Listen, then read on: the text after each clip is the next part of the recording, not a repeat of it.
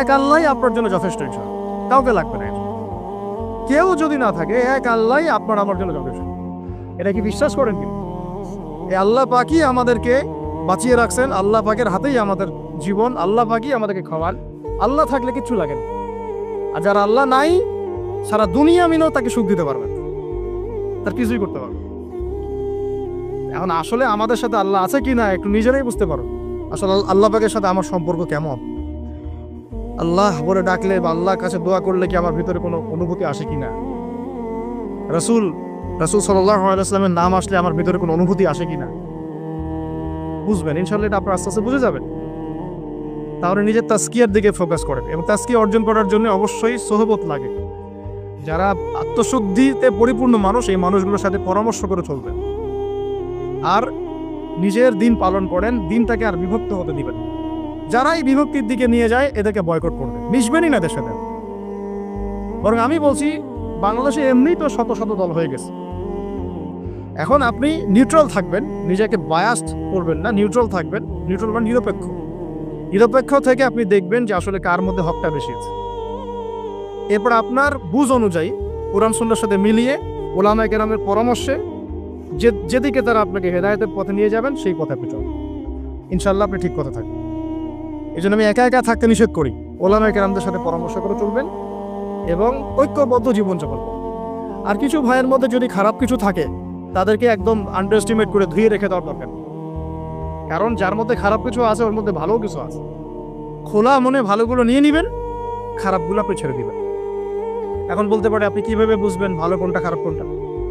নিজে পড়বেন, নিজে জ্ঞান অর্জন করবেন, আল্লাহ পাক বিবেক দিয়েছেন, বোঝার চেষ্টা করবেন এবং আলেমদের সাথে পরামর্শ করবেন। ব্যাস, আল্লাহ পাক এরপরে আপনাকে যে পথে নিয়ে যাবেন ইনশাআল্লাহ সেই পথে আপনি চলবেন। উম্মার বিভক্তি বাড়ানো।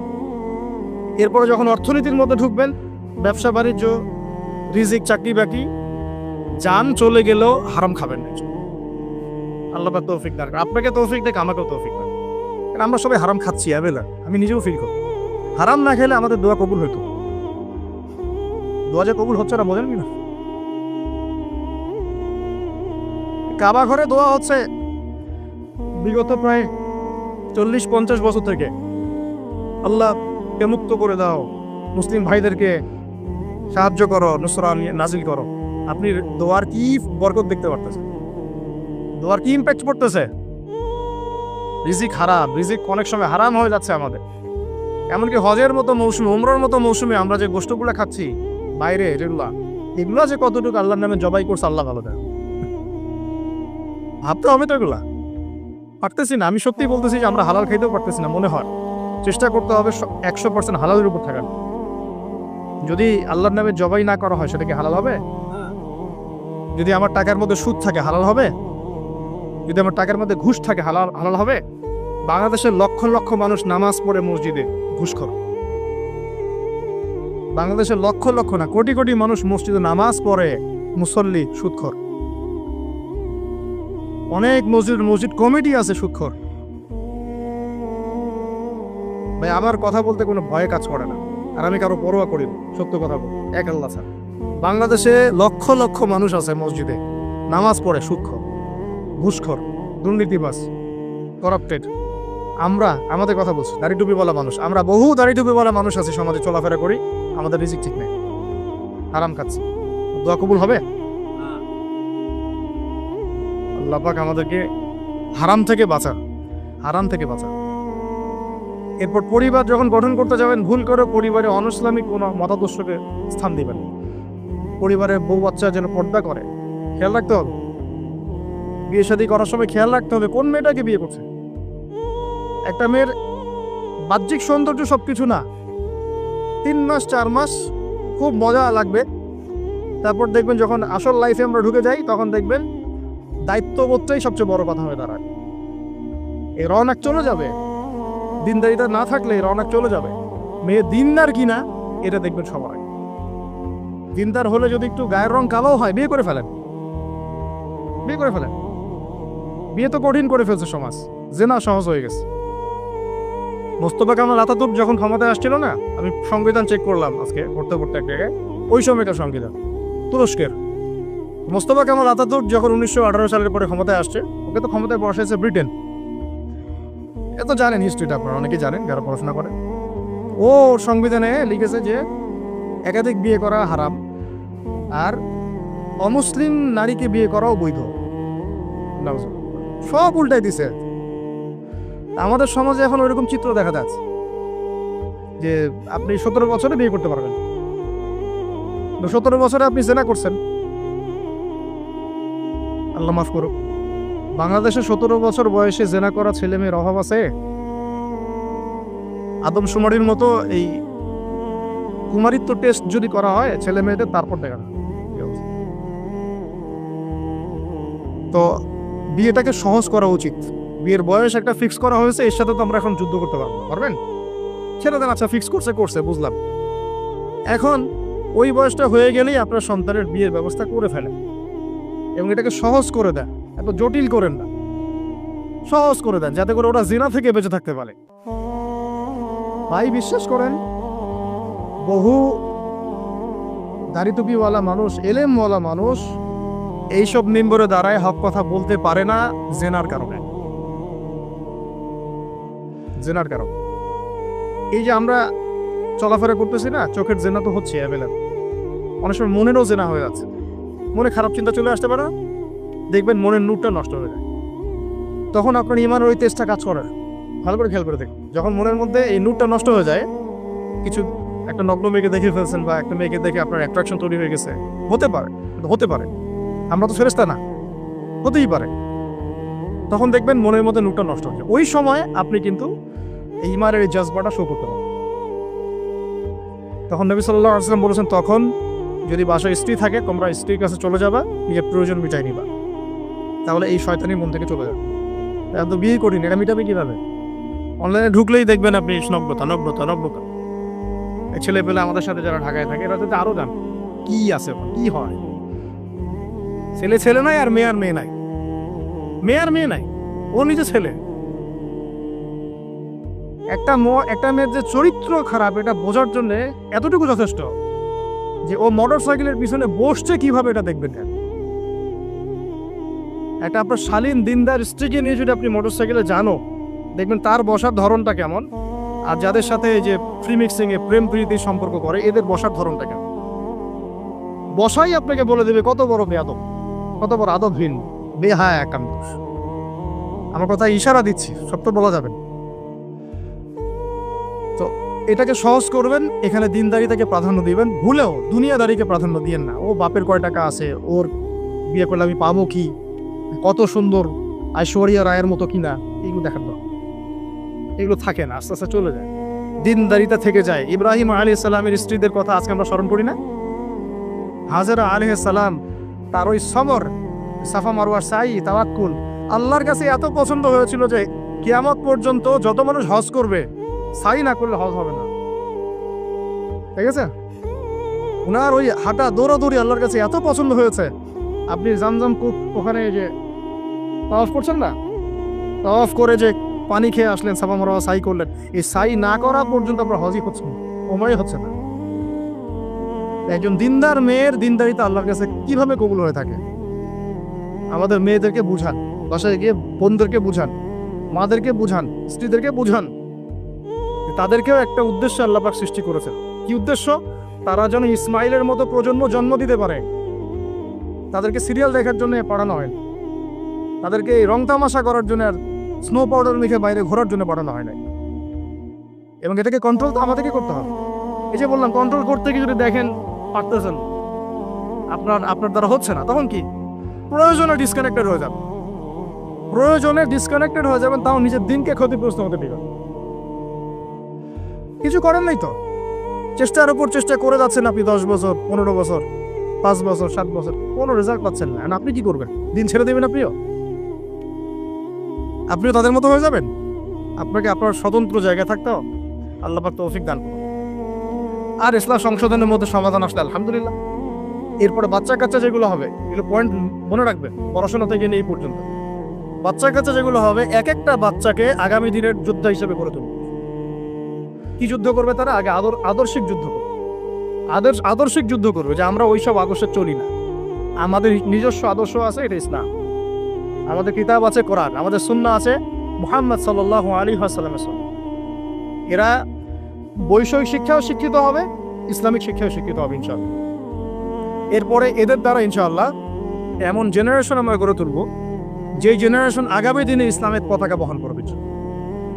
আমরা যেটা পারি নাই পারি, চেষ্টা চালাবো আমাদের বাচ্চাদেরকে গড়ে তুলবো ইনশাআল্লাহ। করা যাবে না? আল্লাহ পাক আমাদেরকে এই সব উদ্দেশ্যে দুনিয়াতে পাঠাইছে। এভাবে ইনশাআল্লাহ আমরা এলেম অর্জন, তাসকিয়া অর্জন, আমল বাড়িয়ে দেওয়া, হালাল খাওয়া, পরিবার গঠন করা, প্রজন্ম গঠন করা, এই কাজগুলো করতে করতে করতে আমরা আগাবো ইনশাআল্লাহ। এবং এখন যা চলছে এই ফিতনাগুলো থেকে আমরা নিজেদেরকে দূরে রাখার চেষ্টা করি। আর যেখানে যেখানে যেখানে মুসলিমদের এগেনস্টে এই কাফের, মুশরিক, জালেম, মুনাফিকরা পদক্ষেপ দিবে, আমরা আমাদের সাধ্য মতো এটাকে প্রতিহত করব। হয় জবান দিয়ে প্রতিহত করব, নাহলে লিখে প্রতিহত করব, নাহলে কোনো সাহায্য করে প্রতিহত করব, নাহলে অ্যাটলিস্ট দোয়া করে প্রতিহত। কিছুই নাই কমপক্ষে কি করবেন? দোয়া করুন। কিছু নাই কমপক্ষে দোয়া করুন। কিন্তু কোনো অবস্থাতেই আত্মসমর্পণ করবেন না। ওদের সামনে কোনো অবস্থাতেই জালেমের সামনে হাঁটু গেড়ে দিবেন। মাথা উঁচু করে বাঁচবো ইনশাল্লাহ, মাথা উঁচু করে নেব। এই জেনারেশনকে কে বুঝাবে যে মোবাইল থেকে দূরে থাকতে হবে? বিনা প্রয়োজনে ফোন ইউজ করবা না, বিনা প্রয়োজনে ফোনে হাতও দিবা না। একটা ছবি তুললে কি হয়? হাজারে আসওয়াদ গুনাহ মাফ হয়। একটা ছবি তুললে কি গুনাহ মাফ হয়? কোনো নেকি হয়? এটা কি পরকালে সুপারিশ করবে?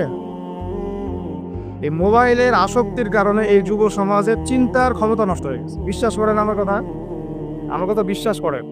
এই মোবাইল আসক্তির কারণে এই যুব সমাজ আর চিন্তাই করতে পারে না। সারা দিন ফোনে ব্যস্ত, সারাটা দিন সময় পাইলেই ফোন। আর ফোনে কি? YouTube, Facebook, WhatsApp, Instagram. আমাদের বাপদাদার, এই যে ভাইদের বয়সী যারা যারা এখন 40, 45, 50 এজের মধ্যে আছেন, যারা এই দেশ চালায়, সমাজ চালায়, অর্থনীতি চালায়, তাদের চেয়ে এদের চিন্তা শক্তির লেভেল অর্ধেকেরও কম। আমি আপনাদেরকে গ্যারেন্টি দিচ্ছি, এখন যদি আরেকটা মুক্তিযুদ্ধ হয়, আল্লাহ না করুক, তাহলে এই তরুণ প্রজন্ম কিছু করতে পারবে। আপনি আমার কথা বিশ্বাস করেন। টিকটকের একটা ভিডিওর জন্য এদের কাণ্ডকীর্তি দেখলে মনে হয় যেন মানুষ না গরু না ছাগল, কি আসলে। আর আমরা তো ঢাকা শহরের মতো শহরে থাকি, একটা টিকটকের ভিডিও বানানোর জন্য এরা যে কি করে চিন্তা করতে হবে। কাপড় খুলে ল্যাংটা হয়ে নাচে একটা টিকটকের ভিডিও করার। একজন আলেম দিন আসছে, তাকে মানে মোবাইলে বিরক্ত করতে করতে তার লেকচারের টপিকটাই নষ্ট করে। আর আমরা যে ওস্তাদদের কাছে পড়াশোনা করি, আমি জীবনে আমার ওস্তাদকে এটা বলার সাহসই পাই নাই, ওস্তাদ আপনার সাথে একটা ছবি তোলা যাবে? আমি আল্লাহ কসম করে বলছি, আমি এই পর্যন্ত, আমি যার কথা বলছি তিনি এই উপমহাদেশের অন্যতম একজন শ্রেষ্ঠ মুহাদ্দিস। আমরা তাদের কাছে যাওয়া আসা করি পড়াশোনার জন্য, তিনি জ্ঞান শেখার জন্য। আজ পর্যন্ত আমি কোনোদিন বলতেও পারি নাই যে উস্তাদ আপনার সাথে একটা ছবি তুলতে চাই। বিশ্বাস করেন। কিন্তু এই ওয়াজ মাহফিল, এইটা ওইটা, এইসব জগৎগুলোতে গিয়ে আমরাও নষ্ট হয়ে গেলাম। মানুষের মধ্যে নূর, তাসকিয়া, আদব, মসজিদের আদব কায়দা, ভদ্রতা সব নষ্ট হয়ে গেছে। এবং এর অন্যতম একটা প্রধান কারণ মোবাইল ফোন। আজকের লেকচারের টপিক মোবাইল ফোন না, এই যে কথাগুলো বলতে বাধ্য হলাম। যখন আমরা এখন আলোচনা করতেছি, এই সময় কয়টা বাজে? এখন 12:50। এই সময়ে না জানি কতগুলা মুসলমান এখন শহীদ হয়ে গেল এই সময়, যখন আমরা এখন আলোচনা করতেছি। ঠিক এই সময় না জানি কতগুলা বোন সৈন্যরা তুলে নিয়ে চলে গেল, না জানি কতগুলা বাচ্চার মগজে আবার বোম মারলো, গুলি। এই সময় যখন আমরা কথা বলছি, আর মিডিয়াতে সংখ্যা আসবে খালি 6,000 মরলো, 6,500, 7,000, কোনো ফিলিংসই নাই। মোবাইল ফোনেই আছে, স্ক্রল করে আর দেখে কতজন, ও 10,000 মরছে, তো কি আমি তো আর মরি নাই, আমার দেশও তার হয় নাই। বিশ্বাস করেন, আমরা এখন আর কোনো জায়গায় মানুষের পর্যায়ে পড়তেছি। মানুষ কাকে বলা? যার আবেগ অনুভূতি আছে, যার ব্যক্তিত্ব গায়রত আছে, যার সম্মানবোধ আছে, রুচিবোধ আছে, মুসলিম উম্মাহ কাকে বলে? যার একটা অংশে আঘাত লাগলে আর এক অংশ ব্যথা পাবে নাকি ভাই? ভুল বললাম না ঠিক বল? একটা মুসলিম উম্মাহ মানে কি? একটা অঙ্গে আঘাত লাগছে আর একটা অঙ্গ ব্যথা পাবে। আদতে কি হচ্ছে? প্যারালাইজড। ওই যে বলি না প্যারালাইজড, আমাদের মধ্যে প্যারালাইসিস ঢুকে গেছে। জুমার খুতবার সময় এমনি অল্প 5 মিনিট নষ্ট করলাম, আল্লাহ মাফ করুক। সরাসরি কিছু কথা আপনাদেরকে বলি, একদম সরাসরি। আমরা এখন এমন একটা সময় আছি, এই যে এই শেষ জামানায়, এই যুগে ফিতনা থেকে বাঁচা চারটাখানি কথা। আর এই ফিতনা থেকে বাঁচতে না পারলে জান্নাতে যাওয়া যাবে না। এই ফিতনাগুলো শুধু রাষ্ট্রে আর বিশ্বেই নাই, আমাদের রিজিকেও ঢুকে গেছে, পরিবারও ঢুকে গেছে, সমাজও ঢুকে গেছে, ধর্মেও ঢুকে গেছে। আমি সরাসরি কথা বলছি, রাষ্ট্র, বিশ্ব, অর্থনীতি, সমাজ, পরিবার, ধর্ম আর সংস্কৃতি, এমন কোনো ক্ষেত্র বাকি নাই যেখানে ফিতনা ঢোকে নাই। এখান থেকে বাঁচা চারটাখানি কথা না। এখান থেকে বাঁচতে হলে আমাদেরকে প্রথমে যেটা করতে হবে, আগে দিনের জ্ঞান অর্জন করতে হবে। আপনি এই জেনারেশনকে জিজ্ঞাসা করেন, আমাদের স্বপ্ন তো এই জেনারেশন কি নেই নাকি? যাদের বয়স 50 হয়ে গেছে তারা আর কি করতে পারবেন দিনের জন্য? হয়তো তারা 20-30 বছর পৃথিবীতে থাকবেন হাইয়েস্ট, আল্লাহ ভালো জানেন। আগামী বিশ্বকে কে নেতৃত্ব দিবে? যাদের বয়স এখন 20 থেকে 40 অথবা 10 থেকে 30, এই তো এই জেনারেশনকে আপনি দেখেন তাদের কত % কোরআন তেলাওয়াত করতে জানে। আপনি এই যে আজকে যারা আসছে সবার কোরআন তেলাওয়াতের টেস্ট নেন, একজন আলেমের সামনে বসান, একজন একজন করে ডাক, দেখেন সূরা ফাতিহা পড়তে পারে কবে। এই মুসলিম উম্মাহ মার না খেলে কোন মুসলিম উম্মাহ মার খাবে আমাকে বুঝান। আমি তো বুঝি না, আমার জ্ঞান কর। এই মুসলিম উম্মাহ যদি মার না খায় কোন মুসলিম উম্মাহ মার খাবে? আজকে যারা আসছে এখানে বা এর পরেও আসবে জুমার দিনে, আপনি এদেরকে 5 ওয়াক্ত নামাজে পাবেন। তাহলে যারা 5 ওয়াক্ত নামাজ পড়তেছে না, জুমার নামাজটাকেই দিন মনে করে, আর এই মুসলিম মার না খেলে কে মার? আমাকে বুঝা, আমি বুঝি না, কিছু বিষয় আমি বুঝি না। আবার যারা নামাজ পড়ে তাদের আখলাক, ব্যক্তিত্ব, আখলাক, চরিত্র, সুন্নতের জীবনযাপন, আমরা বলি না সুন্না মাফিক জীবনযাপন, রাসূলের সুন্না মাফিক জীবনযাপন, কতজনের মধ্যে চেহারা, সুরতে, পোশাকে, আশাকে, কথাবার্তায় সুন্নত আছে। তো যে জাতি তার নবীর সুন্নত ভুলে যায়, সে জাতি কিভাবে বিশ্ব শাসন করবে আর কেন সে মায়ের খাবে না? আমাকে বোঝা সম্ভব? তাহলে প্রথম নসিহতটা ভাই পড়াশোনা করতে হবে। আর পড়াশোনা শুরু হবে কোন কিতাব থেকে? তাড়াতাড়ি কোরআন পড়া শুরু করেন, হাতে সময় কম, তাড়াতাড়ি শুরু করেন।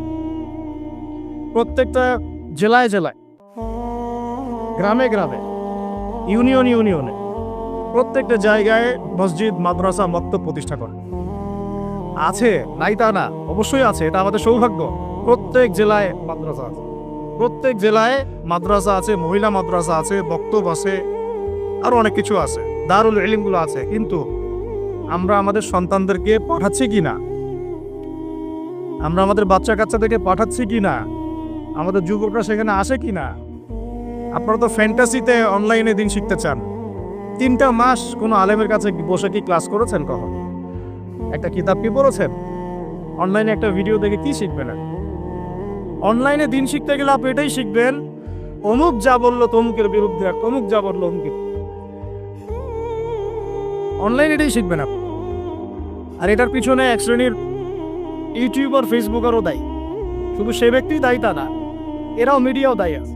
অমুক যা বললো তমুকের বিরুদ্ধে, আর তমুক যা বললো অমুকের বিরুদ্ধে। মানুষ মজা পায়, ওর কন্টেন্টের ভিউ বেশি হয়, কামাই বেশি, দিনের তো ক্ষতি হয়ে গেল। আম জনগণের মধ্যে ইসলাম সম্পর্কে বিরূপ ধারণা সৃষ্টি হয়। বিশ্বাস করেন, আমি অনেক বড় বড় মহলে মেলামেশা করেছি এবং করেও যাই। আমি ফখর করছি না, অনেক সময় এমপি মন্ত্রীরাও পর্যন্ত ফোন করে কথা বলেন যে আপনি অর্থনীতি সম্পর্কে যা বলছেন এর সাথে আমরা একমত। অন্তত এই জায়গায় একমত, আলহামদুলিল্লাহ, তাও ভালো। আমি বলি পরের বিষয়গুলো পরে বুঝবেন, ওগুলোও বুঝবেন পরে ইনশাল্লাহ। আমি ফখর করছি না এটা, কিন্তু সাধারণ মানুষের সাথে মিশে আমি কি জানলাম জানেন? সাধারণ মানুষ, আম জনগণ কি মনে করে বলে, যে ভাই আপনি ইসলাম সম্পর্কে সুন্দর কথা বলেন, ভালোই, সবই ঠিক আছে, কিন্তু আপনাদের আলেমদের মধ্যেই তো ঐক্য নেই। আপনি কাদেরকে নিয়ে দিন ক্যাম্প? আমাকে বলেন, আমি কি উত্তর দিব? কি চাচা, কথা কিছু একটা ভুল? আপনি বলেন, আমি কি অ্যান্সার দিব? যখন তারা এভাবে আমাকে বলবে, আপনি দিনের জন্য কি করবেন, কিভাবে গায়ন করবেন? আপনাদের মধ্যেই তো ঐক্য নাই। আপনাদের এক আলেম আরেক আলেমকে গালি দেয়, আরেকজন আরেকজনের সম্পর্কে গীবত করে, আরেকজন আরেকজনের সম্পর্কে সমালোচনা ধুয়ে রেখে দিচ্ছে, মানে ওয়াশিং মেশিন অনলাইনে ধুয়ে দিবে। আমাকে বলেন কেন মার খাবো না? এমনি তো ঐক্য নাই, তার মধ্যে মানে ঐক্য বিভক্তি বাড়ানোর জন্য আমরা উঠে পড়ে লাগছি। আর কিছু ইস্যু বাস আছে ভিতরে, ইস্যু বাস, আজকে একটা ইস্যু, কালকে আরেকটা ইস্যু, পরশু আরেকটা ইস্যু। এই করতে করতে আসল যে গন্তব্য, আসল যে লক্ষ্য, সেখান থেকে সরে গেল। আসল লক্ষ্যটা কি জানে? যেখানে আমাদের ভাইরা এখন মার খাচ্ছে না, আমাদের আসল লক্ষ্য ওইটাই পৃথিবীর এমন একটা জায়গা যেখান থেকে সভ্যতা শুরু হয়েছে। পৃথিবী মক্কা থেকে শুরু হয় নাই, ওই দিন থেকে পুরো বিশ্বে সভ্যতা শুরু হয়েছে। আজকে থেকে এটা 10,000 বছর আগের কথা, ওখান থেকেই শুরু হয়েছে। আর ওখানেই পৃথিবীর শেষ হবে। ওইখানেই যতক্ষণ পর্যন্ত ঈসা আলাইহিস সালাম না আসছেন এবং ইসলামী খেলাফত আবার কায়েম না করছেন, কিয়ামত হবে না। এই যে আসল জায়গাটা থেকে আমাদেরকে সরাই নেওয়া হয়েছে না? কয়জন ভাবে এটা নিয়ে? কয়জন জানে বা এটা নিয়ে? জানেই বা কয়জন? কিছু মানুষ আছে সারা জীবন হাত বাঁধা নিয়ে আপনাকে ব্যস্ত করে রাখবো। বাঁধবেন কোথায়? এখানে বাঁধবেন, এখানে বাঁধবেন, এইভাবে বাঁধবেন, এইভাবে বাঁধবেন, এইভাবে 5টা-6টা জায়গা নিয়ে ক্যাচাল করতে করতে করতে হায়াতই শেষ হয়ে গেল। সুবহানাল্লাহ। মনে করেন এক ভাইয়ের হাত নাই, এইভাবে দাঁড়া দাঁড়া নামাজ করতেছে, নামাজ হবে না? হবে না? আমার হাত আছে, আমার এখানে একটা ফোড়া উঠছে, মনে করেন সত্যি সত্যি উঠছে, এটা মিথ্যা বুঝি না, আমি এভাবে নামাজ পড়বো, হবে কি না হবে না? হাত বাঁধেই নাই সে, হবে না? হবে না? আর যখন বোম পরে জান থাকবে না, তখন হাত বাঁধে কি করবে? উম্মার মধ্যে মারামারি, কাটাকাটি, বিভক্তি, আর কাফেররা এসে উম্মার সাথে যুদ্ধ করা শুরু করবে, তখন হাত বাঁধে নিয়ে ব্যস্ত হয়ে থাকবে। এই ব্যস্ত আছেন বলেই তো হাতে অস্ত্র ধরতে পারছি না। এক ভাই খুব সুন্দর কথা বলছে যে বাংলাদেশ থেকে এরকম কিছু শায়েক এবং মানুষকে হায়ার করা এবং এদেরকে ছড়িয়ে দেওয়া, তাহলে জীবনেও তিনি আর অস্ত্র হাতে নিতে পারে, ওরা এগুলো নিয়েই ব্যস্ত থাকবে। আল্লাহ না করুক, যদি আল্লাহ না করুক, আমরা দোয়া করি, কিন্তু আমরা আশঙ্কা তো করি, আল্লাহ না করুক যদি শান্তিপূর্ণ এই বাংলার মাটিতেও কখনো এরকম পরিস্থিতির সৃষ্টি হয়, আল্লাহ না করুক, দোয়া করি আমরা, তখনও এক শ্রেণীর মানুষ এগুলো নিয়েই ব্যস্ত থাকবে। আপনাকে আপনার মূল লক্ষ্যটা থেকে সরায় দেওয়া হচ্ছে। এটা বোঝার জন্য, এই ফিতনাগুলো চেনার জন্য ভাই, সবার আগে দিনের জ্ঞান অর্জনের কোনো বিকল্প নাই। পড়তে রাজি আছি তো ইনশাআল্লাহ, অনলাইনে দিন শিখতে পারবেন না। কিছু ভালো ভালো আলেম আছেন যাদের লেকচার হয়তো শুনতে পারবেন, শুনে আপনি উৎসাহিত হতে পারবেন, বুস্ট আপ হবেন, ইন্সপায়ার্ড হবেন, কিন্তু এটা দিন শেখার কনস্ট্রাকটিভ কোনো প্ল্যাটফর্ম না। আপনাকে খাতা কলম নিয়ে ওই স্কুল কলেজের মতোই আলেমদের কাছে আসতে হবে, সিলেবাস রেডি করতে হবে, সিলেবাসে পড়তে হবে, পড়ার জন্য জায়গা দরকার, মাদ্রাসা দরকার, মসজিদ দরকার, বক্তব্য দরকার, এগুলো আপনাদেরকে করতে হবে। আর যেখানে আছে সেগুলোকে আবাদ করতে হবে। যেমন মসজিদ করেছেন, আবাদ করেন এটাকে। মসজিদ মানে নামাজ পড়ে দরজা বন্ধ করে রেখে দিব, এর নাম মসজিদ? মসজিদ মানে এখান থেকে দিনের দাওয়াতটা ছড়াবে, দিনের শিক্ষাটা ছড়াবে, তাই নয় কি? আল্লাহ রসুলকে মসজিদ সাল্লাল্লাহু আলাইহি ওয়াসাল্লাম মসজিদ প্রতিষ্ঠা করে শুধু নামাজের সময় খুলতেন আর নামাজের পরে বন্ধ করতেন। 24 ঘন্টা এখানে ইবাদত, আমল, তাজকিয়া, জিকির, আজকার হতো না? এখনো তো মদিনায় হয়। মক্কা মদিনায় কি এখনো বন্ধ থাকে 1 মিনিটের জন্য? এখানে দার্স হচ্ছে, ওইখানে নামাজ হচ্ছে, ওইখানে আলোচনা হচ্ছে, চলতে থাকে সবসময়। এটা হলো মসজিদের ফাংশন। এই মসজিদ আবাদ করেন, মাদ্রাসাগুলো আবাদ করেন, আপনার ছেলেকে মসজিদে পাঠান, মাদ্রাসায় পাঠান, বক্তব্যে পাঠান। ইয়াং জেনারেশন স্পেশালি আপনারা সিলেবাস ভিত্তিক পড়াশোনা করেন। এই ফ্যান্টাসি দিয়ে কিচ্ছু হবে না, আবেগ দিয়ে, ফ্যান্টাসি দিয়ে কাজের কাজ কিছু হবে না। খুব আবেগ লাগতেছে, খুব কষ্ট হচ্ছে আমার জন্য, খুব কষ্ট হচ্ছে পুরো বিশ্বের প্রেক্ষাপটে মুসলিমদেরকে দেখে, কিন্তু আপনি তো ইসলাম সচেতনের দিকে আসছেন।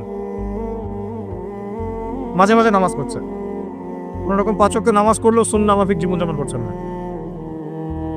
জিনায় লিপ্ত হয়ে যাচ্ছেন, সুদ খাচ্ছেন, অর্থনৈতিক জীবনের কথা বলছেন, এখানে সুদ খাচ্ছেন, ব্যবসায় প্রতারণা করছেন, রাজনীতি করতে গিয়ে আপনি তাগুতের দিকে চলে গেছেন। এক কথায় তাগুতের দিকে। তাগুত মানে আল্লাহ বাদ দিয়ে যার উপাসনা করা হয়। আমরা এখানে আল্লাহ পাকের বিধানে দাসত্বের চাইতে মানব রচিত বিধানের দাসত্ব বেশি করেছি এবং করছি, এখনো করছি, করে যাচ্ছি। কিছু করার নাই, কারণ পুরো বিশ্বটা এইভাবেই তো ফাংশন করা। যাদের গলায় জাতিসংঘের দড়ি আছে এরা তো এখান থেকে বেরোতে পারবে না। পারবে? পারবে না। তাহলে ওদের আন্ডারে যে রুলস এন্ড রেগুলেশনস এর আওতায় তো চলতে হবে। কিন্তু শিরক হয়ে গেল, এখানেও তো শিরক হয়ে গেল। মার না খাওয়ার কোনো কারণ নাই আমাদের এখন। এই পর্যন্ত যে আমরা শান্তিপূর্ণভাবে নামাজ কালাম পড়তে পারছি আল্লাহ পাকের রহমত। বিশ্বাস করেন আল্লাহ পাকের খাস রহমত। জানি না কত বছর এই রহমত থাকবে এইভাবে যদি আমরা সতর্ক না হই। সতর্ক হওয়ার জন্যই বলছি ভাই, এগুলো নিয়ে আমরা অনেক ভাবি, না বুঝে না জেনে একটা শব্দ বলছি না। আল্লাহর কসম, আমি না বুঝে না জেনে না স্টাডি করে একটা কথা বলতেছি। শেষ জামানার সবচেয়ে ইম্পর্টেন্ট জায়গা ওই, পুরো বিশ্বটা ওইখানে গিয়ে আস্তে আস্তে শেষ হয়ে যাবে।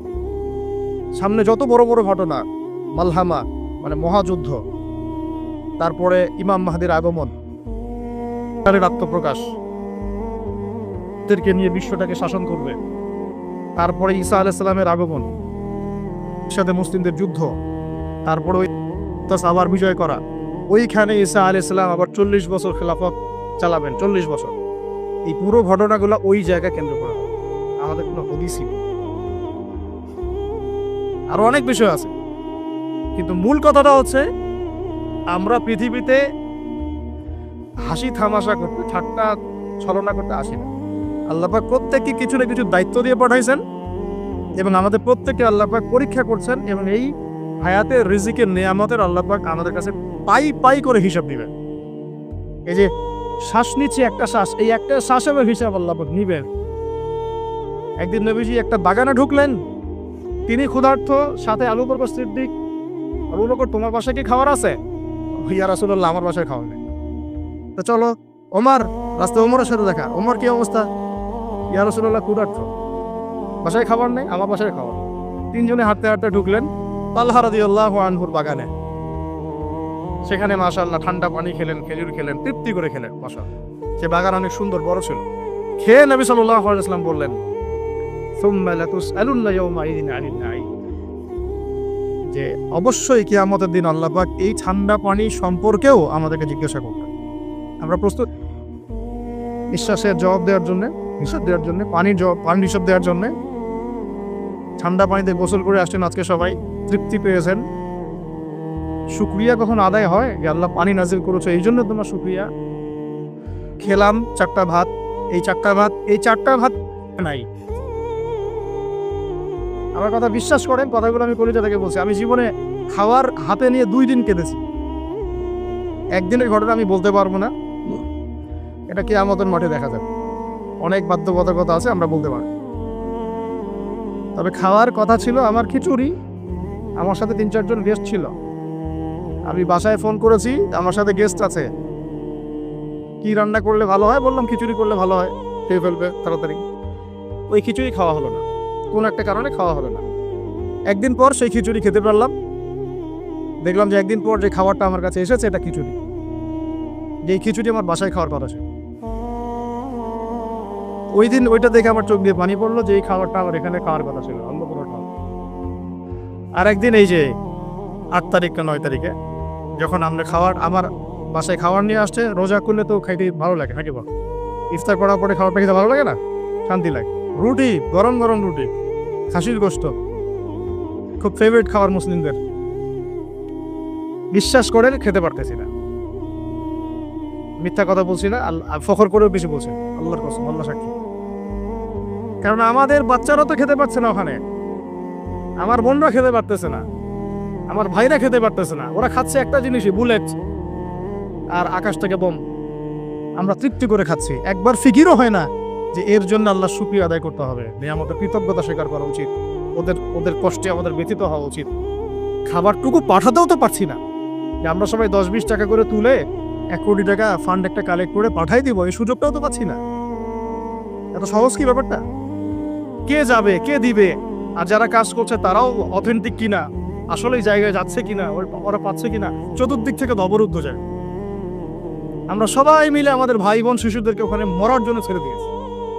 এটাই সত্য কথা, এবং এর জন্য পুরা উম্মাকে জবাব দিতে হবে, পুরা উম্মাকেই জবাব দিতে হবে। সবচেয়ে বড় জবাব দিতে হবে আরবের নেতাদেরকে, আশপাশের যারা নেতা আছে এদের, আরবের যে নেতারা আছে এদেরকে বিগত 70 বছর ধরে এরা যা যা করেছে এর উত্তর দিতে হবে,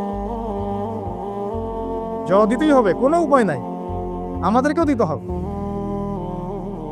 প্রত্যেক রাষ্ট্রপ্রধানকে দেওয়া লাগবে, যে লিখতে পারতো লিখে নাই তাকে দেওয়া লাগবে, যে বলতে পারতো বলে নাই তাকেও দেওয়া লাগবে, যার অস্ত্র দেওয়ার ক্ষমতা ছিল দেয় নাই তাকেও বলা লাগবে, যার মিলিটারি পাওয়ার ছিল সে চাইলে ওখানে ইন্টারভেন করতে পারতো সে করে নাই তাকেও বলতে হবে। আর যারা ওদের সাথে আতাত করে বন্ধুত্ব করেছে এরা তো মুনাফিক, পাক্কা মুনাফিক, পাক্কা মুনাফিক। এরাই তো তারা যারা কাফেরদের সাথে জাহান্নামের তলদেশে থাকবে, মুসলিমদেরকে বাদ দিয়ে মুনাফিক বন্ধুত্ব করেছে। যে না আমাদের ভাই বোনদেরকে মেরে ঝাঁঝরা করে ফেলাচ্ছে, আমি ওর সাথে বন্ধুত্ব করতে পারি? কি বলে আপনাদের ইমান? আর এই কথাগুলো কি উগ্রবাদী কথা হয়ে গেল? সত্যি কথা, আর সত্যি কথা বলার পরে কি হবে সেটা তো দেখার দরকার নেই, আল্লাহর কাছে আমাকে জবাব দিতে হবে, এটাই আমার ফিকির। তো যারা দোয়া করতে পারবে তারা যদি দোয়া না করে আল্লাহর কাছে জবাব দিতে হবে, যারা বলতে পারে যদি না বলে আল্লাহর কাছে অ্যান্সার দিতে হবে, যারা খাবার পাঠাতে পারতো তারা পাঠায় নাই আল্লাহর কাছে অ্যান্সার দিতে হবে। একটু ভেবে দেখেন না, আপনার যদি একটা বাচ্চা কখনো এমনি মারা যায় তাহলে আপনার কেমন লাগবে? আল্লাহ না করুক।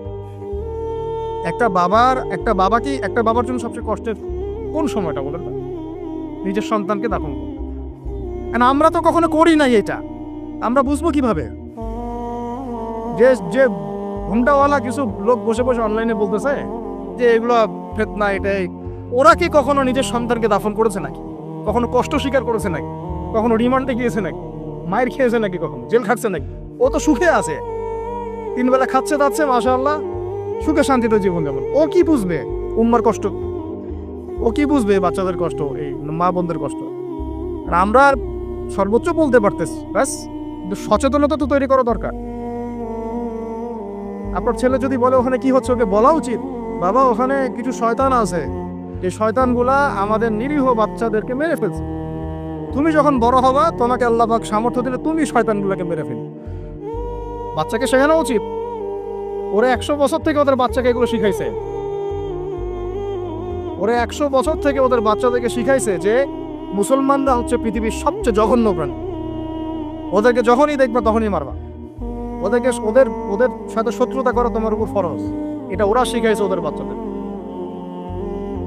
আমাকে বলেন, কোন মানুষ, একটা সুস্থ স্বাভাবিক মানুষ হাসপাতালে বোমা ফেলতে পারে কি? বলেন, সে হোক বা খ্রিস্টান বা হিন্দু বা বৌদ্ধ বা মুসলিম, মুনাফিক, যেই হোক, কোনো মানুষ কি হাসপাতালে বোম ফেলতে পারে? কিভাবে ফেলল? তাহলে কি পরিমাণ ক্ষোভ তারা ভিতরে ভিতরে লালন করে আপনার কি বোঝার বাকি আছে? ওরা সুযোগ পাইলে একটাকেও ছাড়বে না, সবাইকে মেরে খাবে। এই জন্য অল্প অল্প করে আগাচ্ছে, অল্প অল্প, আস্তে আস্তে। আমি এটা নিয়ে বিস্তারিত আলোচনা করছি বিগত প্রায় 1 মাস থেকে, আরো 5 বছর থেকে বলে আসতেছিলাম। লাস্ট 1 মাসে আপনারা দেখছেন এখন কি হচ্ছে। ধারাবাহিক এরকম সেশন আসবে ইনশাল্লাহ। আরো অনেক কথা আছে, কিভাবে এই জায়গাটা আসলো, এটা চারটাখানি কথা না, বিশাল হিস্ট্রি। এমন অনেক সময় হয়েছে, এগুলো কিছুই না, এমন অনেক সময় হয়েছে 1 দফাতে 2.5 লক্ষ মানুষকে মেরেছে তারা ওই জায়গাতে, 1 দফাতে। 1940 সালের কথা বলছি, এক্স্যাক্টলি 1939 সালের জুলাইয়ের দিকে কথা, 1939 সালের দিকে কথা বলছি। ওই সময় এরা ওখানে এদের মধ্যে প্রায় 2.5 লক্ষ মানুষকে মেরেছিল। 2.5 লক্ষ মানুষ উপরে কি মনে হয়? এভাবে যদি আমি পরিসংখ্যান দিতে থাকি, এখানে আজকে 3-4টা কথা, আমার কাছে কিতাবও আছে রেডি করা, ইনশাআল্লাহ আল্লাহ পাক চাইলে ওটা পাবলিশ হবে ইনশাআল্লাহ। তখন আপনারা বাসায় পড়ে নিয়ে দেখেন কি হচ্ছে। তো মূল কথাটা হচ্ছে, ভাই আমি তো দোয়া করতে পারি, আমার তো করা উচিত, আমার ব্যথিত হওয়া উচিত, আমার কুনুতে নাজেলা পড়া উচিত। যদি আমার আরো বড় সামর্থ্য থাকতো অ্যাটলিস্ট ওখানে ত্রাণ পৌঁছানো উচিত ছিল, বা আরো যদি বড় ক্ষমতা আল্লাহ পাক আমাকে দিতেন তাহলে ওদের মুখের সামনে বলা উচিত ছিল এটা অন্যায়, জুলুম, এর প্রতিবাদে আমরা জাতিগতভাবে পাশে আছি। এবং মুসলিম রাষ্ট্রগুলোর ঐক্যবদ্ধ হয়ে একটা ফোরাম গঠন করা উচিত ছিল ওদের বিরুদ্ধে। কিসের শান্তি চুক্তি আর কিসের নেগোসিয়েশন? কোনো কথা আর বাকি আছে? এদের সাথে একটা ভাষাই বাকি আছে এখন, অস্ত্রের ভাষা, যুদ্ধের ভাষা। একটা ভাষাতেই কথা বলা বাকি আছে, আর কোনো ভাষাই নেই এদের সাথে কথা বলা। হাসপাতালে বোম ফেলে 600টা মুসলিম বাচ্চাকে হত্যা করে ফেলছে, তোমার সাথে কিসের কথা? একটা কথাই হতে পারে, সেটা হলো যুদ্ধের ভাষা, অথবা এই পুরো ভূমি থেকে তোমরা চলে যাবে পশ্চিমে, পুরা ছেড়ে দিবা। এটাই ছিল আমাদের ভাষা। কিন্তু বিগত 75 বছর ধরে আমরা এগুলো করতে পারি না। একটা দুটো বছর না রে ভাই, 75 বছর ধরে আমরা এগুলো করতে পারি। আমি এখানে গলা ফাটায় আমার আবেগ ঝেড়েও কি লাভ হবে তাও জানি না। অ্যাটলিস্ট আমরা আমাদের জবাবটা তো আল্লাহর কাছে দেওয়া লাগবে। আল্লাহ পাক আপনার অপারগতাও জানেন, আপনার সামর্থ্যের সীমাও জানেন। আল্লাহ পাক দেখবেন এর মধ্যে থেকে আপনি কি করেছেন, দেখবেন কি না? এখন ভাই আমাদের কি এইসব মোবাইল, সেলফি, হাবিজাবি এগুলোই জীবন? না, আমাদের কি চিন্তা করতে হবে? একটু চিন্তা করতে গেলে প্রথম সলিউশন পড়াশোনা করতে হবে, কোরআন পড়তে হবে। যে যাই বলুক কোরআন পড়লেই হয়ে যাবে, সেই হয়ে যাবে, সব কথা বাদ দেন, আপনি কোরআন পড়েন। যে যাই বলুক না কেন, কোরআন পড়তেই হবে আপনাকে, এর অনুবাদ আপনাকে পড়তেই হবে, তাফসীর আপনাকে ঘাটতেই হবে, পাশাপাশি নবীর হাদিসগুলো আপনাকে পড়তে হবে। অবশ্যই কোনো না কোনো আলেমের উদ্বাস্তুর মতো জীবনযাপন করবেন না। এই 10-20 জন সার্কেল নিয়ে ওলামায়ে কেরামদের মধ্যে যারা হক্কানি ওলামায়ে কেরাম, তাদের কাছে এসে পরামর্শ করে চলাফেরা করবেন, যাতে আপনি বিভ্রান্তির শিকার না হন, পরামর্শ করতে পারেন। বাংলাদেশে কি আলেম ওলামার অভাব আছে? যত তাদের মধ্যে বিভক্তি থাক, যতই তারা একে অপরের সাথে কলুশনে থাক না কেন, যত দল থাক, তারপরেও আপনি ওলামায়ে কেরামের সাথেই থাকেন। তারপরে তাদের জবাব তারা দিবে, বাট আপনি আপনার জায়গার দায়িত্বটা পালন করবেন এবং হকপন্থী চিনে নেবেন। হকপন্থী আর মুনাফেক চেনার সবচেয়ে উপযুক্ত সময় কোনটা সেটাও বলে দিই। হকপন্থী ওলামায়ে কেরাম আর মুনাফেক যারা মুসলিম উম্মার ভিতরে কাজ করছে আমাদের মতো লেবাস পোশাকে, এটা চেনার, ফাইন্ড আউট করার সবচেয়ে শ্রেষ্ঠ সময় হচ্ছে উম্মার এই সংকটপূর্ণ সময়গুলো। উম্মার উপর যখন কোনো বিপদ আপদ, বালা মুসিবত, সংকট আসবে, আপনি এমনি বুঝতে পারবেন কারা মুনাফেক কারা হকের উপর। যদি আপনার বিবেক থেকে থাকে, আপনার বুঝ থেকে থাকে, এরপরেও যদি না চিনতে পারেন, অন্ধ, আপনার মতো একচোখ অন্ধ। এই মাজলুমদের বিপক্ষেও বহু আলেম কথা বলে নাই, বাংলাদেশে বলে নাই। আপনাকে আমি আর কিভাবে চিনাবো, কিভাবে চোখে আঙ্গুল দিয়ে চিনাবো যে আসলে কারা হকপন্থী কারা বাতিলপন্থী? এটুকু তো আপনার দায়িত্ব চেনার। কিভাবে এভাবে তাদের সাথে আপনি নিজের জীবনটা নষ্ট করে ফেলতেছেন? সুবহানাল্লাহ। আল্লাহ পাক আপনাদেরকে হেফাজত করুন, সঠিক পথে রাখুন, ওলামায়ে কেরামের সোহবতে থাকুন, হকপন্থী ওলামায়ে কেরাম। আর ভাই প্রতিদিন যে সুন্নাহগুলো আছে এগুলো আমল করুন, নিজের উপর একটা সংশোধন নিয়ে আসুন। আল্লাহ পাক ততক্ষণ পর্যন্ত আমাদেরকে বিজয় দিবেন না যতক্ষণ না আমরা পরিপূর্ণ ইসলামে প্রবেশ করতেছি। আর পরিপূর্ণ ইসলাম মানে কি শুধু জুমার নামাজ পড়া, শুধু ঈদের নামাজ পড়া? আমাকে বলেন, আপনারা তো জানেন সবকিছু। পরিপূর্ণ ইসলাম মানে কি? 5 ওয়াক্ত নামাজ তো আপনাকে পড়তে হবে। আল্লাহ যদি তৌফিক দেন, সামর্থ্য দেন, তাহাজ্জুদও পড়তে হবে, চেষ্টা করতে হবে, নফল আমল বাড়াই দিতে হবে, জিকির আজগার, তেলাওয়াত, তাসবিহ, তাহলিল বাড়াই দিতে হবে, আল্লাহর কাছে কান্নাকাটি বাড়াইতে হবে, ফিতনা থেকে দূরে আসার চেষ্টা করতে হবে, এই জগতের মোহ ছাড়তে হবে। যতটুকুতে আমার জীবন চলে যায় বাস এতটুকুতেই। আমি এইভাবেও বলতেছি আপনাদেরকে এখন সরাসরি, নিজেদের আপনজনদের মধ্যে, পরিবারের মধ্যে, বংশের মধ্যে কেউ যদি আপনাকে দিনের পথে চলতে বাধা প্রদান করে, ফিতনা সৃষ্টি করে, আপনি তার থেকেও নিজেকে সরান। দিন আপনার, জীবন আপনার, মানে আদিন আমার, জীবন আমার, ইহকাল আমার, পরকাল আমার, জবাব আমার। আমার অন্য কারো দ্বারা প্রভাবিত হয়ে দিন নষ্ট করা যাবে না, যাবে? অনেক সময় হয় না, আমাদের বংশে, পরিবারে, কাছের অনেক মানুষ আপনাকে দিনের পথে চলার ক্ষেত্রে প্রতিবন্ধকতা সৃষ্টি করতেছে। আমি বলতেছি না ওদের সাথে আপনি সম্পর্ক নষ্ট করে দেন, কাট অফ হয়ে যান, এটা বলতেছি না। বলতেছি আপনি ইসলামিক দূরত্ব মেনটেন করেন, নিজেকে নিয়ে থাকেন, আপনি আল্লাহকে নিয়ে থাকেন। তাকে আমাদের বড় বড় ইস্যুগুলো নিয়ে বেশি কথা বলা উচিত। মুসাফা এক হাতে হবে না, 2 হাতে, এর জন্য কি জান্নাত জাহান্নামের ফয়সালা হয়ে যাবে? তাই মনে হয় আপনাদের? সুবহানাল্লাহ। একজন বলছে ইশারা করতে হবে তাশাহুদে এভাবে, আরেকজন বলছে একটু নড়াতে হবে। এই মাসআলাটার জন্য কি আপনার জান্নাত জাহান্নামের ফয়সালা হয়ে যাবে মনে হচ্ছে আপনার? অথচ আকীদার ঠিক নাই, এদিকে আমলের ঠিক নাই, অর্থনৈতিক জীবনের ঠিক নাই, মুআমালাতের ঠিক নাই, সম্পত্তির বন্টন মেরাসে ঠিক নাই, এগুলো ঠিক নাই, এবং আল্লাহর জমিন, আল্লাহর দিন বাস্তবায়নের কোনো চেষ্টাই নাই, অথচ এগুলো নিয়ে ব্যস্ত হয়ে আছে। আল্লাহ পাক আমাদের বিচক্ষণতা দান করুন, দূরদর্শিতা দান করুন, আমিন। আসুন, মুসাফা করতে বলেছেন নবী, তারপরে বলবেন যে মুরহু, তাকে আদেশ করুন, এখানে আদেশ মানে হচ্ছে অনুরোধ করুন, তাকে আদেশ করুন বা অনুরোধ করুন, আইয়াস্তাগফিরুল্লাহ, সে যেন তোমার জন্য ইস্তেগফার করে। কে? যে ব্যক্তি হজ করে এসেছে, হাজি, তাকে সালাম দিবেন, মুসাফা করবেন, দিয়ে বলবেন যে ভাই আপনি আমার জন্য একটু দোয়া করেন। কারণ ফাইন্নাহু মাগফুরুল্লাহ, কারণ সে ব্যক্তি একজন ক্ষমাপ্রাপ্ত মানুষ। তবে একটা বিষয়, মানুষের সম্পদ আত্মসাৎ করে সুদের টাকা দিয়ে, ঘুষের টাকা দিয়ে, প্রতারণা, বাটপাড়ি, দুর্নীতির টাকা দিয়ে হজ করতে গিয়ে কতটুকু মাগফুর হয়ে আসা যাবে, এটা একটা প্রশ্নবিদ্ধ বিষয়। তো এই বিষয়গুলোকে ক্লিয়ার করে হজ করতে যাওয়া উচিত। আল্লাহ পাক আমাদেরকে তৌফিক এনায়েত করুন, আমিন।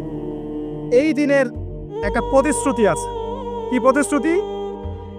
আয়েশা রাদিয়াল্লাহু আনহা থেকে সহিহ মুসলিমে এসেছে এবং জাবের রাদিয়াল্লাহু আনহু থেকে ইবনে হিব্বানের 3853 নম্বর হাদিসে এসেছেন। আল্লাহ রাব্বুল আলামিন এই দিনে হাজীদেরকে দেখে বলেন, যারা আরাফার মাঠে এসেছেন তাদেরকে দেখে বলেন যে আমার এই বান্দারা দূর দূরান্ত থেকে সফর করে এখানে এসেছে। ওদের চেহারাগুলো তাকিয়ে দেখো, ক্লান্ত, ক্লিষ্ট, চুলগুলো এলোমেলো, পরিশ্রান্ত। তারা আমার রহমতের প্রত্যাশী, অথচ তারা কেউ আমার আযাব দেখে নাই। হে ফেরেশতারা, তোমরা সাক্ষী থাকো, আমি তাদের সবাইকে মাফ করে দিলাম। এবং নবী সাল্লাল্লাহু আলাইহি ওয়াসাল্লাম বলছেন যে আজকের দিনে যত মানুষকে আল্লাহ পাক জাহান্নাম থেকে মুক্তি দিবেন, অন্য কোনো দিনে এত মানুষকে আল্লাহ পাক মুক্তি দিবেন না। আল্লাহ পাক আমাদেরকে সবাইকে জাহান্নাম থেকে মুক্তি দান করুন, আমিন। তো শেষ যে বিষয়টার দিকে টাচ করে আমি কনক্লুশন দিকে যাব, সেটা হলো উম্মতে মুহাম্মাদির জন্য আজকের দিনের মধ্যে স্পেশাল কি বলেন তো? এটা হচ্ছে আমাদের মূল পয়েন্ট। আজকের দিনে ফজিলত জানলাম, আমরা আমলগুলো জানলাম, সব ঠিক আছে, কিন্তু আমাদের জন্য আসলে স্পেশাল কি জিনিস?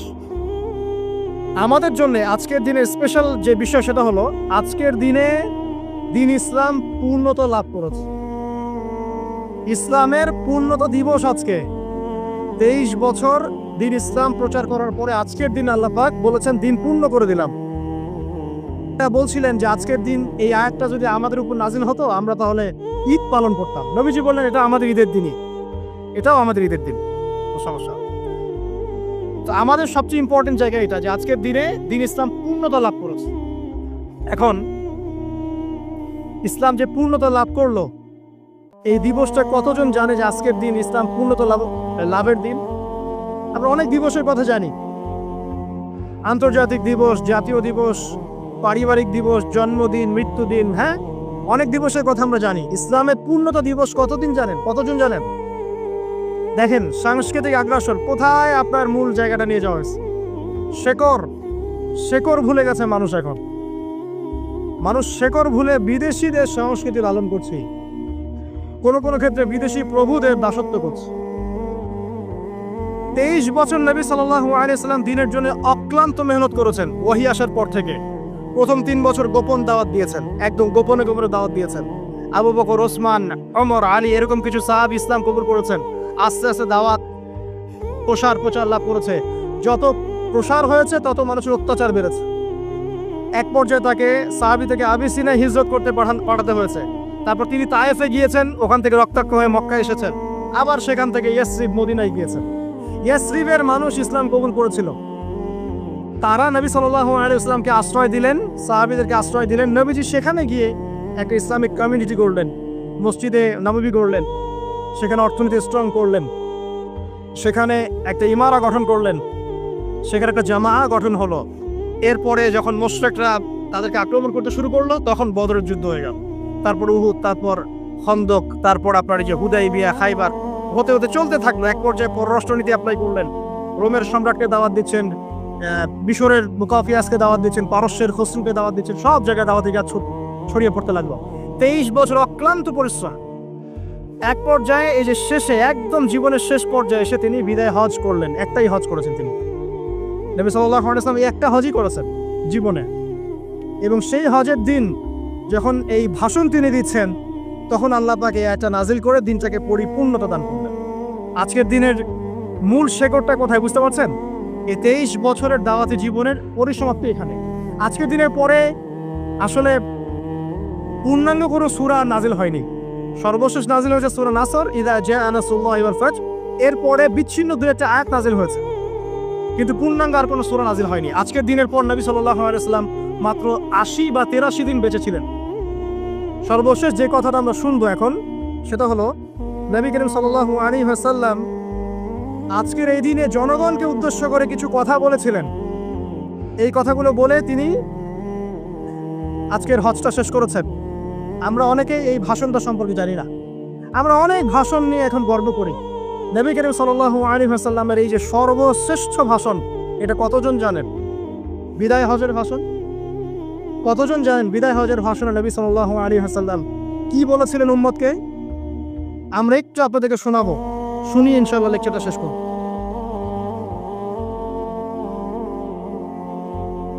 নবী করিম সাল্লাল্লাহু আলাইহি ওয়াসাল্লাম আজকের এই দিনে 31টা বিষয়ে উম্মতকে নির্দেশ দিয়েছেন। 31টা বিষয়, সবগুলো বলার সময় পাওয়া যাবে না, আমি কয়েকটা কথা বলছি। খুব ভালো হতো যদি আমি অ্যারাবিকটা বলার পরে বাংলাটা বলার সময় পেতাম। আমার হাতে 5 মিনিট সময় আছে, কারণ অ্যারাবিকটার যে ভাব গাম্ভীর্যটা বাংলা আসলে আসবে না। তারপরে আমি চেষ্টা করছি। নবী করিম সাল্লাল্লাহু আলাইহি ওয়াসাল্লাম সবার সামনে দাঁড়িয়ে দীর্ঘ 23 বছর অক্লান্ত পরিশ্রম করে দাওয়াতি মিশন কমপ্লিট করার পরে সবাইকে সমবেত করে একটা হজ করলেন। হজ করার পরে তিনি গুরুগম্ভীর কণ্ঠে বলছেন, হৃদয়ের সমস্ত আবেগ বের করে দিয়ে বলছেন, হে জনগণ, আইয়ুহান নাস, হে জনগণ, আমি জানি না আজকের পর তোমাদের সাথে আমি কখনো মিলিত হতে পারবো কিনা। কিন্তু চিন্তা করেন, সাহাবীরা সামনে দাঁড়িয়ে আছেন, নবীজি দাঁড়িয়ে এই কথাটা বলছেন, হে জনগণ, আমি জানি না আজকের পরে আমি তোমাদের সাথে মিলিত হতে পারবো কিনা। অতএব যে ব্যক্তি আজকে আমার এই কথাগুলোকে স্মরণ রাখবে সে যেন অন্যের কাছে এই কথাগুলো পৌঁছে দেয়। হতে পারে যার কাছে পৌঁছে দেওয়া হচ্ছে সেই এই কথাগুলোকে বেশি সংরক্ষণ করতে পারবে। আল্লাহ পাক তার প্রতি রহম করুন যে আমার এই কথাগুলোকে অন্যের কাছে পৌঁছে দিন। নবীজির ভাষণ। এরপর নবীজি বলছেন, জেনে রাখো নিশ্চয়ই তোমাদের পরস্পরের, মুসলিমদের পরস্পরের সম্পদ, পরস্পরের রক্ত, পরস্পরের এই যে জান মাল ইজ্জত, এগুলো একে অপরের জন্য হারাম। মুসলিমদের পরস্পরের রক্ত, পরস্পরের ইজ্জত সম্মান একে অপরের জন্য হারাম। এর হানি করা একে অপরের জন্য হারাম। ঠিক যেমন আজকের এই দিন হারাম, এই শহর হারাম, এই মাসও হারাম। নবী করিম সাল্লাল্লাহু আলাইহি ওয়াসাল্লাম বলছিলেন, জেনে রাখো 3টা বিষয়ে যেন তোমাদের অন্তর কখনো খেয়ানত না করে। 3টা বিষয়ে তোমাদের অন্তর যেন কখনো খেয়ানত না করে। 1, তোমরা যে কাজটাই করবা শুধু আল্লাহ পাকের সন্তুষ্টির জন্য করবে। তোমরা যে কাজই করবে শুধু আল্লাহর সন্তুষ্টির জন্য করবে। তোমাদের শাসক বর্গের কল্যাণ কামনা করবে। তোমাদের শাসক বর্গের কল্যাণ কামনা করবে। 3 নাম্বার, মুসলিমদের জামাতকে আঁকড়ে ধরে রাখবে। মুসলিমদের ইউনাইটেড কমিউনিটিকে আঁকড়ে ধরে থাকবে। এই 3টা বিষয় পালনের ক্ষেত্রে তোমাদের অন্তর যেন খেয়ানত না করে। এদিন সূর্য ঢলে যাওয়ার পরে নবী সাল্লাল্লাহু আলাইহি ওয়াসাল্লাম আরো বললেন, শুনে রাখো হে মানব জাতি, এটা ভালো করে শোনেন, শুনে রাখো হে মানব জাতি, নিশ্চয়ই আমি মুহাম্মদ সাল্লাল্লাহু আলাইহি ওয়াসাল্লাম জাহেলি যুগের যত কুপ্রথা আছে সমস্ত কুপ্রথাকে আমার পায়ের তলে পিষ্ট করে গেল। জাহেলি যুগে কি ছিল ভাই? শিরিক ছিল, সুদ ছিল, মাদক ছিল, নারীর অবমাননা ছিল, কন্যা সন্তানকে দাফন করা হতো, রক্তক্ষয়ী, হানাহানি, মারামারি, কাটাকাটি ছিল। এগুলো সবকিছুকে আমি আমার পায়ের তলে দাফন করে গেলাম। এটা কি দাফন হয়েছে? তিনি বলছেন, নিশ্চয়ই আমি জাহেলি যুগের সুদকে আমার পায়ে তলে পিষ্ট করে যাচ্ছি। সর্বপ্রথম যার সুদ আমি পিষ্ট করছি তিনি হচ্ছেন আব্বাস ইবনে আব্দুল মুত্তালিব, আমার চাচার সুদ। নিজের পরিবার থেকে দৃষ্টান্ত স্থাপন করলেন। তিনি আরো বললেন, হে উপস্থিত জনগণ, তোমরা মেয়েদের ব্যাপারে সতর্ক থাকবে এবং তোমাদের স্ত্রীদের ব্যাপারে সতর্ক থাকবে, তাদের হকের ব্যাপারে সতর্ক থাকবে, কেননা তোমরা তাদেরকে আল্লাহর কালিমার মাধ্যমে হালাল করে নিয়েছো। অতএব তাদের ব্যাপারে তোমরা সতর্ক থাকবে। তোমাদের উপর তাদের হক হচ্ছে তোমরা যা খাবে, যা পরবে, তাদেরকেও তাই খাওয়াবে, তাই পরাবে। আর তাদের উপর তোমাদের হক হচ্ছে তারা তোমাদের বিছানায় এমন কাউকে আসতে দিবে না যাদেরকে তোমরা অপছন্দ করো। নবী করিম সাল্লাল্লাহু আলাইহি ওয়াসাল্লাম আরো বলছেন, এই দিন আইয়ুহান নাস, হে মানব জাতি, তারাকতু ফিকুম আমরাইন, জেনে রাখো আমি তোমাদের সামনে মাত্র 2টো বস্তু ছেড়ে গেলাম। কয়টা বস্তু? লাম তাদিল্লু মা তামাসসাকতুম বিহিমা, তোমরা কোনোদিন পথভ্রষ্ট হবে না যতদিন এই 2টা বস্তুকে আঁকড়ে ধরে থাকবে। কিতাব আল্লাহ, আল্লাহর কিতাব, ওয়া সুন্নতি নবীহি, এবং তার নবীর সুন্নাহ। তিনি আরো বললেন, আল মুসলিম, জেনে রাখো প্রকৃত মুসলিম সে ব্যক্তি মান সালিমাল মুসলিমুনা মিন লিসানিহি ওয়া ইয়াদিহি, যে ব্যক্তির হাত এবং জবান থেকে অন্য মুসলিম নিরাপদ থাকে, সেই ব্যক্তি হচ্ছে প্রকৃত মুসলিম। আল মুহাজির, আর প্রকৃত মুহাজির সে ব্যক্তি মান হাজারা মা নাহাল্লাহু আন, আল্লাহ পাক যা নিষেধ করেছেন সেখান থেকে যে দূরে থাকে, সেই ব্যক্তি প্রকৃত মুহাজির, মানে হিজরতকারী। তিনি আরো বললেন, মনে রেখো আমি তোমাদের সবার আগে হাউজে কাউসারে চলে যাব, সুবহানাল্লাহ, এবং সেখানে আমি তোমাদের জন্য অপেক্ষা করতে থাকবো। অতএব শোনেন, অতএব তোমরা আমার চেহারাকে কালিমালিপ্ত করো না, মানে আমার চেহারায় কালিমালিপ্ত করো না, আমার নাম নষ্ট করে দিও না। আমি তোমাদের সংখ্যাধিক্য দেখে আল্লাহর কাছে গর্ব করব, আমাকে তোমরা অপমানিত করো না। আজকে কি আমরা তার দায়িত্ব পালন করে উম্মাহ হতে পেরেছি? নবীজি বলেছেন, তা আমার চেহারাকে কালিমালিপ্ত করো না, সুবহানাল্লাহ। তিনি বলছেন, ওই সময় কিছু মানুষ থেকে আমি মুক্ত হয়ে যাব, আর কিছু মানুষ আমার থেকে মুক্ত হয়ে যাবে। বলা হলো, কারা ইয়া রাসূলুল্লাহ? তিনি বলছেন, আল্লাহ পাককে আমি বলবো, ইন্নাহুম মিন্নি, হে আল্লাহ এরা আমার উম্মাহ, এরা আমার উম্মত, আমার সাহাবী। আল্লাহ পাক বলবেন, ইন্নাকা লা তাদরি মা আহদাসা বা'দাক, তুমি জানো না হে নবী, তোমার মৃত্যুর পর এই মানুষগুলো, পরবর্তী মানুষগুলো তোমার দিনের মধ্যে কত বেদাত সংযোজন করেছেন। তিনি আরো বলেছিলেন, হে জনগণ জেনে রাখো প্রত্যেক পরিবারের জন্য প্রতি বছর একটা করে পশু জবাই করার বিধান, প্রত্যেক পরিবারের জন্য, সামর্থ্যবান পরিবারের জন্য প্রত্যেক বছর একটা করে পশু জবাই করার বিধান রয়েছে। তিনি আরো বললেন, মনে রাখো একজনের অপরাধের শাস্তি আরেকজন কখনো পাবে না, আর বাবার দোষে ছেলে কখনো দুষ্ট হবে না, ছেলের দোষে বাবাও কখনো অপরাধী হবে না। তিনি আরো বললেন, জেনে রাখো হে মানব জাতি, নিশ্চয়ই শয়তান এই বিষয় থেকে নিরাশ হয়ে গেছে যে তোমরা শয়তানের ইবাদত করবে। শয়তান নিরাশ হয়ে গেছে, কিন্তু শয়তান নিরাশ হয়নি একটা বিষয় থেকে, যে তোমরা একে অপরে হানাহানি, কাটাকাটি, ফিতনা, ফাসাদে ব্যস্ত থাকবে, যেমনটা এখন আমরা করছি। আমরা কিন্তু সরাসরি কখনো শয়তানের ইবাদত করছি না, করছি? মুসলিমরা এখন পরস্পরে হানাহানি, কাটাকাটি, ফাসাদে লিপ্ত আছে। তিনি আরো বললেন যে একজন মুসলিমের জন্য হালাল নয় অন্য মুসলিমের সম্পদ আত্মসাৎ করা, যতক্ষণ না সে স্বেচ্ছায় খুশি মনে তোমাকে সম্পদ প্রদান করে। অতএব তোমরা একে অপরের প্রতি জুলুম করবে না। তিনি আরো বললেন, সাবধান, আমার ইন্তেকালের পরে তোমরা একে অপরের গর্দান উড়িয়ে কাফের হয়ে যেও না। সাবধান, আমার ইন্তেকালের পর তোমরা একে অপরের গর্দান উড়িয়ে কাফের হয়ে যেও না। তিনি আরো বলেছেন, একজন মুসলিম আরেকজন মুসলিমকে গালি দিতে পারে না। যদি একজন মুসলিম আরেকজন মুসলিমকে গালি দেয়, এটা হচ্ছে ফাসিকি, এবং একজন মুসলিম যদি আরেকজন মুসলিমের সাথে যুদ্ধ করে, এটা হবে এক প্রকার কুফরি। তিনি আরো বলেছেন, হে জনগণ জেনে রাখো আমার পরে কোনো নবী নেই, আর আমার পরে তোমরা ব্যতীত আর কোনো উম্মত নেই। এর চেয়ে স্পষ্ট কথা হতে পারে? আমার পরে কোনো নবী নেই, আর আমার পরে তোমরা ছাড়া কোনো উম্মত নেই।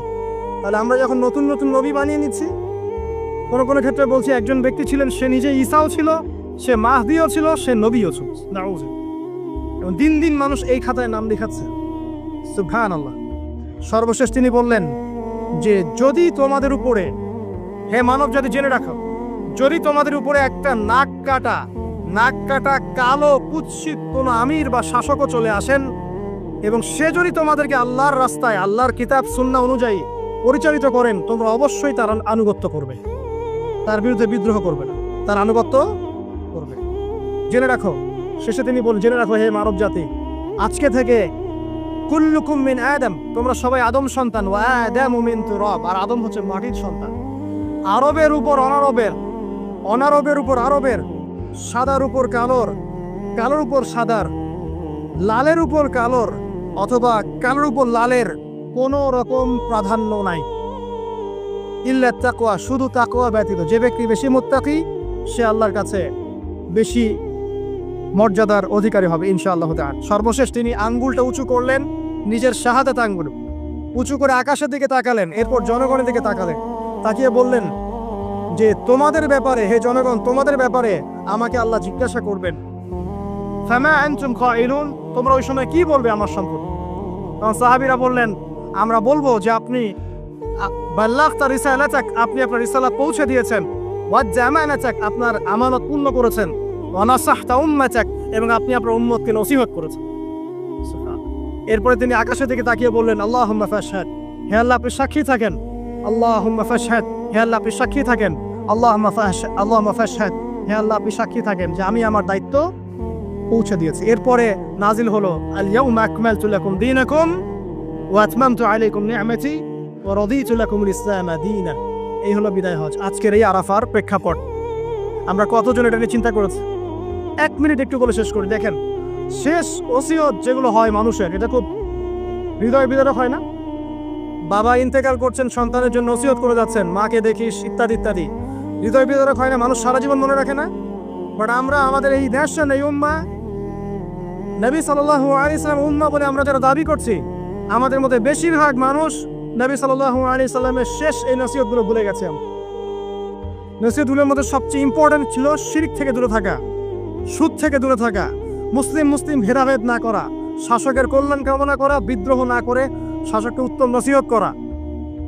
এবং আরেকটা হাদিসে তিনি বলেছিলেন 5 ওয়াক্ত সালাত আদায় করবে, সাওম পালন করে রমজান মাসে, সাধ্যমতো সাদাকা করবে, মুসলিমদের জামাত আঁকড়ে ধরবে, ইনশাআল্লাহ হাসতে হাসতে জান্নাতে প্রবেশ করবে। আও কামা ক্বালা আলাইহিস সালাম।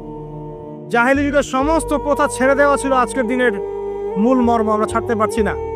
সুদ ছেড়ে দেওয়া ছিল মূল মর্ম, ছাড়তে পারছি না। শিরক থেকে বের হতে পারছি না। বেদাতীদের ব্যাপারে ধমক দেওয়া হয়েছে, বেদাত ছাড়তে পারছি না। খেয়াল করে দেখেন, মুসলিম হানাহানি কাটাকাটি এখনো ছাড়তে পারছি না। ইভেন ধর্মতাত্ত্বিকভাবে আমরা বহু দল এবং উপদলে বিভক্ত হয়ে গেছি, কারোর সাথে কারো ঐক্য নাই। সব মিলিয়ে নবী সাল্লাল্লাহু আলাইহি ওয়াসাল্লামের শেষ ওসিয়তগুলো, কিতাব এবং সুন্নাহ আঁকড়ে ধরা, এটা আমরা সবাই আঁকড়ে ধরতে পারছি না। আজকের এই দিবসগুলো এই জন্যই আল্লাহ পাক বারবার ফিরিয়ে দেন, যাতে করে এগুলো নিয়ে আলোচনা হয়, আমরা এগুলো জানতে পারি এবং আমল করতে পারি, এই চেতনাগুলো লালন করতে পারি, নিজেরাও শিখি, পরিবারকেও শেখাই, আগামী প্রজন্মকেও শেখাই ইনশাআল্লাহ তাআলা। আশা করছি ইনশাআল্লাহ আমরা যদি নাও পারি, একসময় এমন একটা প্রজন্ম আসবে যারা নবী সাল্লাল্লাহু আলাইহি ওয়াসাল্লামের উম্মার মতো উম্মাহ হবে ইনশাআল্লাহ।